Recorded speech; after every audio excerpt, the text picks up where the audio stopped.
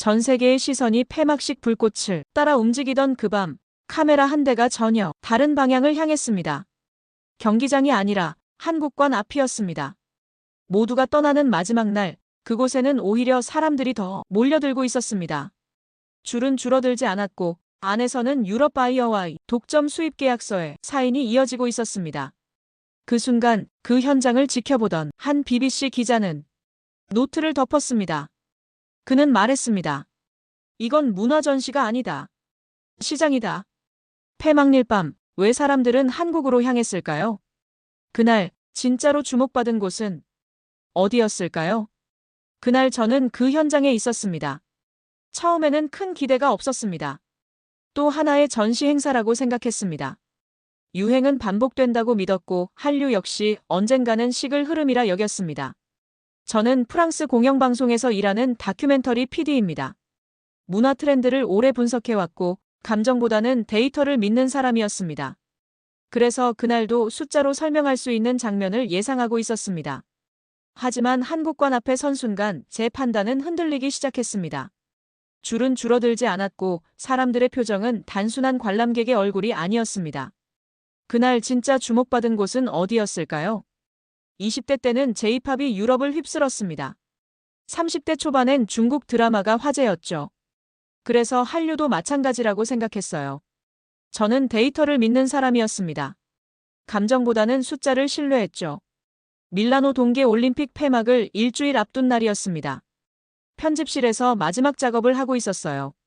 제목은 이미 정해져 있었죠. 한류, 또 하나의 세계적 유행. 오프닝 멘트도 완성했습니다. 모든 유행에는 끝이 있다.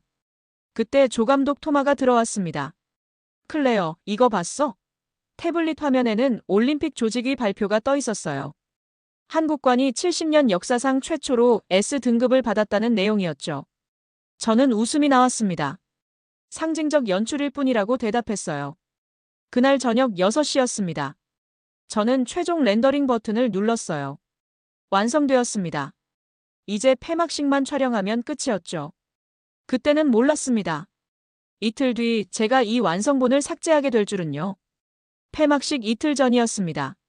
현장 촬영팀이 리허설을 찍고 있었어요. 그런데 카메라맨 마르코가 전화를 걸어왔습니다. 클레어, 이상한데? 그의 목소리가 당황스러워 보였어요. 뭐가 이상한데? 저는 모니터를 보며 물었습니다. 마르코가 대답했어요. 한국관 줄이 더 길어. 지금 폐막 이틀 전인데 말이야. 저는 고개를 가로저었습니다. 착각일 거라고 말했죠. 하지만 마르코는 확신에 차 있었어요. 저는 직접 확인하기로 했습니다. 현장으로 향했어요. 올림픽 파크에 도착했을 때는 오후 4시였죠. 해가 기울고 있었습니다. 저는 전시관 구역으로 걸어갔어요. 놀랐습니다. 프랑스관은 철수 준비 중이었어요. 독일관도 마찬가지였죠. 직원들이 박스를 나르고 있었습니다. 그런데 한국관만 달랐어요. 입구에 사람들이 줄 서 있었습니다. 적어도 60명은 넘어 보였어요. 마르코가 다가왔습니다. 봤지? 저는 고개를 끄덕였어요. 카메라 켜. 그가 장비를 들었습니다. 저는 천천히 한국관 쪽으로 걸었죠. 줄을 서 있는 사람들을 관찰했습니다. 이탈리아 가족, 프랑스 청년들, 중동에서 온 듯한 단체 관광객까지 다양했어요. 그런데 이상했습니다. 조용했거든요. 떠들지 않았어요. 그냥 차분하게 기다리고 있었죠. 저는 입구 쪽으로 더 다가갔습니다. 한국관 내부가 보였어요. 사람들이 전시물을 보고 있었죠. 어떤 사람은 사진을 찍고 어떤 사람은 설명을 듣고 있었습니다. 평범한 풍경이었어요. 하지만 뭔가 달랐습니다. 분위기가 달랐어요. 다른 전시관처럼 화려하지 않았죠. 큰 스크린도 요란한 음악도 없었습니다. 그냥 조용했어요. 그런데 사람들이 떠나지 않았습니다. 마르코가 속삭였습니다. 저기 봐. 그가 가리킨 곳에는 독일 부부가 서 있었어요. 남편이 뭔가를 먹고 있었습니다. 아내도 한 입 베어 물었죠. 두 사람 모두 말이 없었어요. 그냥 고개를 끄덕이고 있었습니다. 저는 걸음을 멈췄습니다. 이건 예상과 달랐어요. 폐막을 앞둔 전시관은 보통 한산합니다. 사람들은 경기장으로 가거든요. 그런데 한국과는 오히려 붐볐어요. 그날 밤 호텔로 돌아왔습니다. 저는 노트북을 켰어요. 완성된 다큐 파일을 열었습니다. 오프닝이 재생되었죠. 모든 유행에는 끝이 있다. 그 문장이 이상하게 들렸습니다. 저는 재생을 멈췄어요. 뭔가 잘못됐다는 느낌이 들었습니다. 다음 날 아침 일찍 다시 한국관으로 갔습니다. 이번엔 촬영팀 전체가 함께였어요. 제대로 찍기로 했죠. 개관 시각은 10시였습니다. 우리는 9시 반에 도착했어요. 이미 사람들이 기다리고 있었습니다. 놀랐어요. 마지막 날인데 말이죠. 문이 열렸습니다. 사람들이 차례로 들어갔어요. 저희도 따라 들어갔습니다. 첫 번째 공간은 한국의 사계절을 보여주는 전시였어요. 벚꽃, 여름바다, 단풍, 눈 덮인 산까지 영상이 재생되고 있었죠. 평범했습니다. 특별할 게 없어 보였어요. 그런데 사람들이 오래 머물렀습니다. 한 이탈리아 노인이 벤치에 앉아 화면을 보고 있었어요. 10분이 넘게 앉아 있었죠. 저는 마르코에게 신호를 보냈습니다. 저 사람 찍어. 다음 공간으로 이동했습니다. 한국 음식 체험 코너였어요. 떡국, 김밥, 믹스커피가 준비되어 있었죠. 자원봉사자가 떡국을 나눠주고 있었습니다.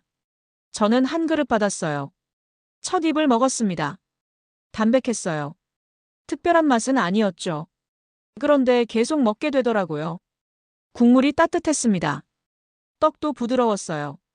저는 그릇을 비웠습니다. 옆에서 마르코가 카메라를 들고 있었습니다. 클레어, 저기 봐. 그가 가리킨 곳에는 아까 그 이탈리아 노인이 있었어요. 떡국을 먹고 있었죠. 한 숟가락, 두 숟가락 천천히 떠먹었습니다. 그러더니 고개를 끄덕였어요. 말은 하지 않았습니다. 그냥 고개만 끄덕였죠. 마르코가 주민했습니다. 노인의 표정이 화면에 잡혔어요. 웃지도 놀라지도 않았습니다. 그냥 조용히 먹고 있었죠. 하지만 그 표정에 뭔가 있었어요. 저는 말로 설명할 수 없었습니다. 조금 더 안쪽으로 들어갔습니다. 믹스커피 코너였어요. 작은 봉지들이 바구니에 담겨 있었죠. 사람들이 하나씩 집어들고 사진을 찍고 있었습니다. 프랑스 젊은이들이었어요. 왜 사진을 찍어? 저는 한 청년에게 물었습니다. 그가 웃으며 대답했어요. 친구가 한국 다녀왔는데 이거 엄청 추천했거든요. 저도 맛보고 싶어서요. 저는 고개를 끄덕였습니다. 자원봉사자가 다가왔습니다. 20대 후반으로 보이는 한국 여성이었어요. 부드러운 목소리로 말했죠. 드셔보시겠어요? 저는 봉지를 받았습니다. 뜨거운 물에 타서 마셨어요. 달았습니다. 그리고 부드러웠죠. 저는 자원봉사자에게 물었어요. 한국 사람들은 이걸 자주 마시나요? 그녀가 대답했습니다. 네, 일상에서 자주 마셔요. 특별한 건 아니에요. 그냥 편안한 맛이죠. 특별한 건 아니라는 말이 인상적이었습니다. 저는 스태프들을 돌아봤어요. 모두 조용했습니다. 평소 같으면 농담이라도 했을 텐데 아무도 말하지 않았죠. 마르코가 카메라를 내렸습니다. 그리고 중얼거렸어요. 이 장면은 대본에 없었는데. 저는 그의 말에 동의했습니다. 정말 대본에 없었어요. 그날 저녁 편집실로 돌아왔습니다. 스태프 전원이 모였어요. 오늘 찍은 영상을 확인하기로 했죠. 화면에 한국관 장면들이 재생되었습니다. 떡국을 먹는 노인, 믹스커피를 사진 찍는 청년들, 사계절 영상을 보는 가족들까지 모든 장면이 담겨 있었어요. 저는 타임라인을 천천히 넘겼습니다. 그런데 뭔가 이상했어요. 화려하지 않았습니다. 큰 이벤트도 없었죠. 그냥 사람들이 보고 먹고 사진 찍는 장면뿐이었어요. 평범했습니다. 하지만 화면에서 눈을 뗄 수 없었죠. 조감독 토마가 말했습니다. 클레어, 데이터 좀 봐. 그가 엑셀 파일을 열었어요. 올림픽 조직위에서 받은 전시관별 통계였죠. 저는 화면을 들여다봤습니다.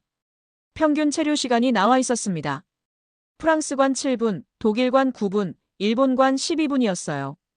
그런데 한국관은 23분이었습니다. 2배가 넘었죠. 재방문율도 확인했습니다. 대부분 전시관이 10% 미만이었어요. 한국관은 31%였습니다. 3명 중 1명이 다시 왔다는 뜻이었죠. 저는 놀랐습니다. 토마가 다른 자료를 보여줬어요. 소셜미디어 언급량 추이였습니다. 개막 첫 주에는 프랑스관과 이탈리아관이 높았어요.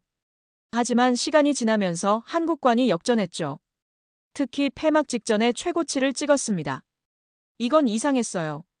보통 전시는 초반에 관심이 집중됩니다. 시간이 지나면 줄어들죠. 그런데 한국관은 반대였어요. 끝으로 갈수록 올라갔습니다. 편집팀 막내 소피가 말했습니다. 이건 단순 트렌드 패턴이 아닌 것 같아요. 저도 동의했어요. 유행이라면 피크를 찍고 내려가야 합니다. 그런데 계속 올라갔거든요. 저는 의자에 기댔습니다. 머릿속이 복잡했어요. 완성된 다큐의 논리가 흔들리고 있었죠. 모든 유행에는 끝이 있다는 전제가 맞지 않을 수도 있었습니다. 토마가 물었습니다. 어떻게 할 거야? 저는 대답하지 못했어요. 확신이 없었거든요. 그냥 데이터를 계속 들여다봤습니다. 23분, 31%, 폐막 직전 최고치. 숫자들이 뭔가를 말하고 있었어요. 저는 데이터를 믿는 사람입니다. 감정보다 숫자를 신뢰하죠. 그리고 지금 숫자가 말하고 있었습니다. 이건 유행이 아니라고요. 다음 날 아침 회사로 출근했습니다. 선배기자 피에르가 제자리로 왔어요. 그는 60이 넘은 베테랑이었죠. 한류 다큐 잘 끝냈다며? 저는 애매하게 웃었습니다. 피에르가 말을 이었어요. 몇 년 후면 다른 나라가 대체할 거야. 인도나 베트남 같은데 말이지. 문화 유행은 다 그래. 저는 고개를 끄덕였습니다. 일주일 전이었다면 완전히 동의했을 거예요. 하지만 지금은 달랐습니다. 확신이 서지 않았어요. 저는 피에르에게 물었습니다. 그런데 만약 유행이 아니라면요? 그가 웃었어요. 문화가 유행 아니면 뭐겠어? 저는 대답하지 못했습니다. 그날 오후 저는 자료 조사를 시작했습니다. 한국관 데이터만으로는 부족했어요. 더 깊이 파고들기로 했죠. 한국 산업 전반을 봐야 했습니다. 먼저 수출 데이터를 찾았어요. 한국무역협회 자료였죠. 반도체 수출액이 1,000억 달러를 넘었습니다. 세계 시장 점유율 20%였어요. 저는 놀랐습니다. 방산 수출도 확인했습니다. 최근 5년간 10배 증가했더라고요. 폴란드, 호주, 사우디까지 계약을 맺었습니다. 이건 문화와 상관없는 영역이었죠. 배터리 데이터도 봤습니다. 전기차 배터리 점유율 30%였어요. 유럽 자동차 회사들이 한국 배터리를 쓰고 있었습니다. 저희 나라 자동차에도 들어가 있었죠. 저는 화면을 멈췄습니다. 생각을 정리해야 했어요. K-팝이나 드라마는 문화 영역입니다. 유행일 수 있죠. 하지만 반도체, 방산, 배터리는 다릅니다. 이건 기술이에요. 그때 깨달았습니다. 문화 이전에 이미 기술이 있었다는 걸요. 신뢰가 먼저 쌓였던 거예요. 한국 제품을 믿으니까 한국 문화도 보는 거였습니다. 순서가 반대였어요. 저는 과거 자료를 더 찾아봤습니다. 90년대 한국 수출 데이터, 2000년대 기술 특허 건수, 2010년대 글로벌 브랜드 순위까지 모두 확인했어요. 그래프가 그려졌습니다. 꾸준히 올라갔어요. 급격한 상승이 아니었습니다. 30년 넘게 차곡차곡 쌓아온 거였죠. 반도체 투자, 연구개발, 인력 양성까지 모든 게 연결되어 있었습니다. 토마에게 전화를 걸었습니다. 자료 좀 보내줄게. 그가 받아봤어요. 잠시 후 답장이 왔습니다. 이거 진짜야? 저는 대답했어요. 다 공식 통계야. 그날 밤 집에 돌아왔습니다. 노트북을 열어 완성된 다큐를 다시 재생했어요. 오프닝이 나왔습니다. 모든 유행에는 끝이 있다. 저는 재생을 멈췄습니다. 틀렸어요. 이건 유행이 아니었습니다. 시스템이었죠. 준비된 시스템이요. 폐막 당일 아침이었습니다. 저는 일찍 올림픽 파크로 향했어요. 마지막 촬영이었죠. 전시관들은 대부분 철수 준비를 하고 있었습니다. 프랑스관에 들렀습니다. 직원들이 박스에 물건을 담고 있었어요. 포스터를 떼어내고 조명을 분해하고 카펫을 걷어내고 있었죠. 한산했습니다. 독일관도 비슷했어요. 이미 절반은 비워진 상태였습니다. 관람객은 아무도 없었죠. 저는 카메라맨에게 신호를 보냈어요. 이 장면 찍어. 한국관으로 이동했습니다. 거리가 가까워질수록 사람 목소리가 들렸어요. 입구에 도착했을 때는 오전 10시였습니다. 여전히 줄이 있었어요. 그런데 이상한 장면을 봤습니다. 한국관 한쪽 공간에 정장 입은 사람들이 모여 있었어요. 테이블에 앉아 뭔가 대화를 나누고 있었죠. 저는 가까이 다가갔습니다. 유럽 사람들이었어요. 명함을 주고받고 있었습니다. 한국 측 직원이 노트북을 펼쳐 보여주고 있었죠. 콘텐츠 협력론에 같았습니다. 마르코가 속삭였어요. 저거 계약하는 거 아냐? 저는 고개를 끄덕였습니다. 그랬어요. 폐막일인데 계약을 하고 있었던 거죠. 조금 더 안쪽으로 들어갔습니다. 다른 테이블도 있었어요. 중동 사람들로 보이는 단체였습니다.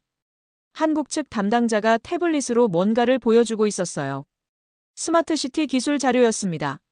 저는 놀랐습니다. 다른 나라들은 철수하는데 한국은 상담을 하고 있었어요. 올림픽이 끝나는 마당에 비즈니스를 시작하고 있었죠. 한국관 담당자에게 다가갔습니다.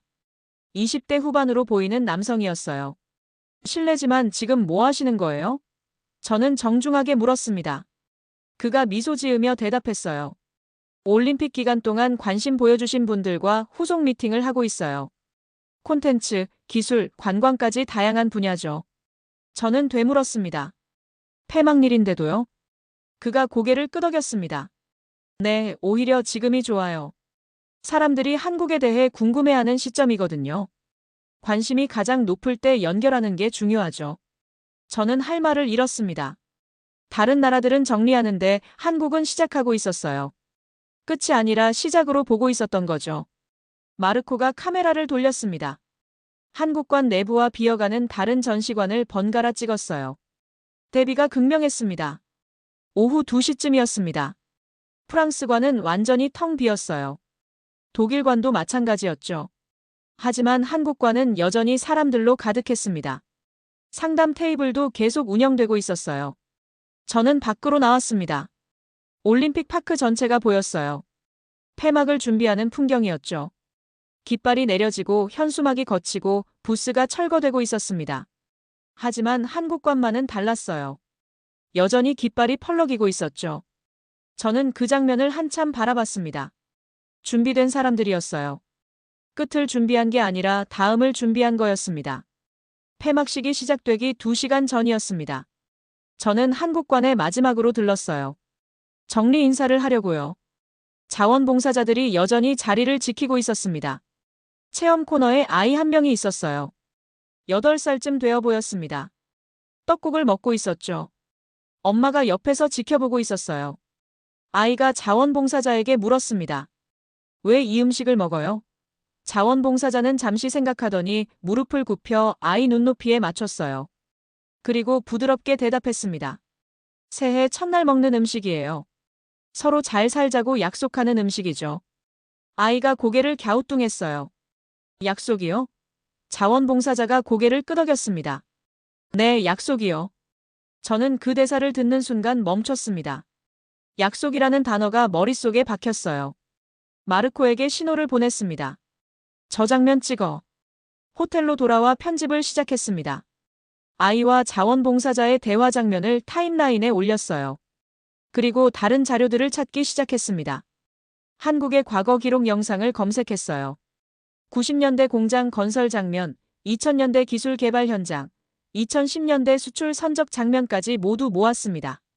그리고 약속이라는 대사 뒤에 이어 붙였어요. 화면이 이어졌습니다. 떡국을 먹는 아이, 공장에서 일하는 사람들, 연구실에서 고개를 맞대는 엔지니어들, 항구에서 출발하는 컨테이너선까지 자연스럽게 연결되었죠. 저는 재생 버튼을 눌렀습니다. 화면을 보는데 가슴이 뭉클했어요. 약속이라는 단어가 모든 걸 관통하고 있었습니다. 서로 잘 살자는 약속이요. 한국은 그 약속을 지켰어요. 30년 넘게 기술을 개발하고 품질을 높이고 신뢰를 쌓았습니다. 선언만 한 게 아니었어요. 실제로 해냈죠. 토마가 편집실로 들어왔습니다. 화면을 보더니 말했어요. 이거 쓸 거야? 저는 고개를 끄덕였습니다. 써야 할 것 같아. 그날 밤 늦게까지 작업했습니다. 약속이라는 키워드로 전체 구성을 다시 짰어요. 문화, 산업, 외교 모든 게 하나로 이어졌습니다. 새벽 4시였습니다. 저는 완성된 영상을 재생했어요. 처음부터 끝까지 봤습니다. 눈물이 났어요. 왜 우는지 정확히 설명할 수 없었습니다. 그냥 울었어요. 약속을 지킨 사람들의 이야기였습니다. 다음 날 아침 회사에 출근했습니다. 노트북을 열어 파일 폴더를 확인했어요. 일주일 전 완성했던 다큐 파일이 있었습니다. 한류, 또 하나의 세계적 유행. 마우스를 올렸습니다. 오른쪽 클릭을 했어요. 삭제 버튼이 보였죠. 저는 망설이지 않았습니다. 클릭했어요. 정말 삭제할까요? 경고창이 떴습니다. 저는 확인을 눌렀어요. 파일이 사라졌습니다. 일주일간의 작업이 지워졌죠. 하지만 아깝지 않았어요. 틀린 이야기였거든요. 새 파일을 만들었습니다. 제목을 입력했어요. 유행이 아닌 축적. 저는 이 제목이 마음에 들었습니다. 정확했거든요. 본사국장에게 이메일을 보냈습니다. 한국장기 기획 다큐를 제안하는 내용이었어요. 단발성이 아니라 시리즈로 만들고 싶다고 썼습니다. 산업, 문화, 기술, 외교까지 모두 다루겠다고요. 1시간 뒤 답장이 왔습니다. 승인. 국장은 짧게 답했어요. 예산 따로 배정하겠다고 덧붙였죠. 저는 안도의 한숨을 쉬었습니다. 토마에게 전화를 걸었습니다. 우리 한국 간다. 그가 놀라며 물었어요. 언제? 저는 대답했습니다. 다음 달. 직접 가서 찍을 거야. 그날 오후 편집실에 앉아 새 다큐 기획안을 작성했습니다. 1회는 반도체, 2회는 방산, 3회는 배터리, 4회는 콘텐츠로 구성했어요. 각각 50분 분량이었죠. 저는 밀라노 한국관 영상을 다시 재생했습니다. 떡국을 먹는 노인, 믹스커피를 찍는 청년, 약속이라고 말하는 자원봉사자까지 모든 장면이 생생했어요. 이 사람들이 보여준 건 명확했습니다. 힘이 아니라 지혜였어요. 위협이 아니라 신뢰였죠. 무기가 아니라 전략이었습니다. 그렇게 평화를 지킬 수 있다는 걸 보여줬어요. 저는 유행 전문가였습니다. 12년간 트렌드만 봤어요. 하지만 이제 알았습니다. 어떤 건 유행이 아니라는 걸요. 쌓아온 시간이라는 걸요. 창밖을 봤습니다. 파리 하늘이 파랬어요. 저는 미소를 지었습니다. 다음 달이면 한국에 가 있겠죠. 직접 보고 듣고 느낄 겁니다. 여러분은 언제 한국이 자랑스러우셨나요? 댓글로 나눠주세요.